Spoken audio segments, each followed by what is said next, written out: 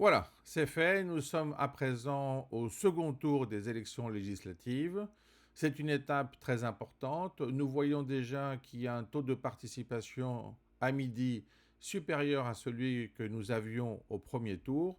Et évidemment, la donne est complètement changée puisque nous avons des modifications fondamentales au niveau du système électoral par rapport au duel et au triangulaire. Alors, prenons ça par le commencement et regardons en détail ce que cela signifie.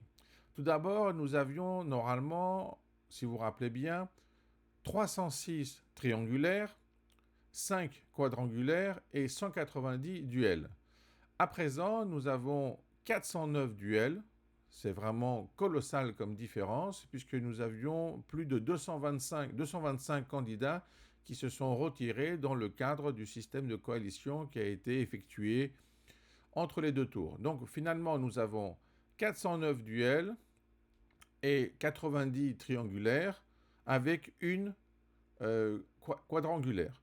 Donc ce n'est pas forcément important d'avoir une quadrangulaire. En tout cas, le fait qu'on soit descendu à 90 triangulaires, c'est fondamental. Pourquoi? Parce qu'en réalité, les 90 triangulaires sont essentiellement dus au Rassemblement national qui n'a pas l'habitude de se retirer quand il est même en troisième position. Donc ce qui est important, c'est que nous devons maintenant nous concentrer sur ces 409 duels. N'oublions pas que pour le moment, il n'y a que 76 sièges qui ont été déjà fixés pour l'Assemblée.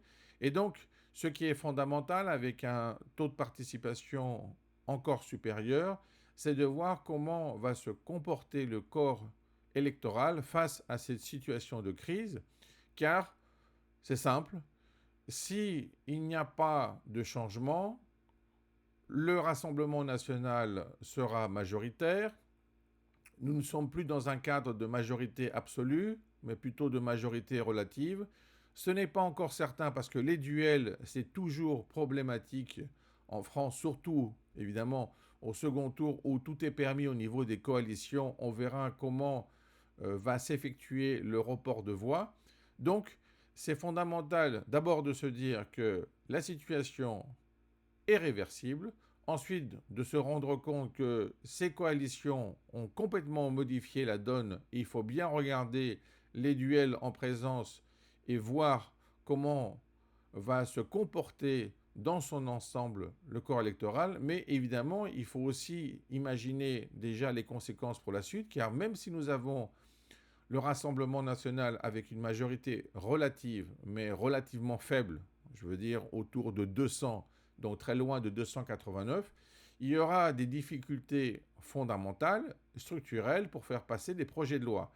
Et donc il y aura une nécessité d'obtenir de nouvelles coalitions, car finalement, même avec le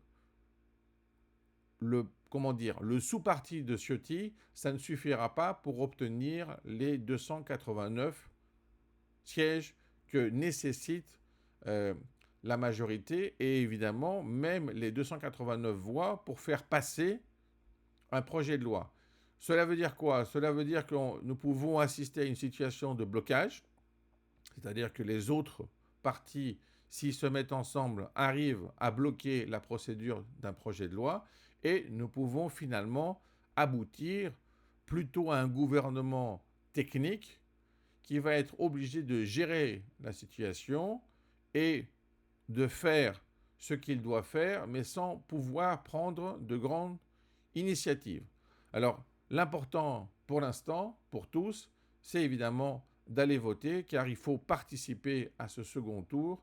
C'est fondamental pour l'avenir de la France.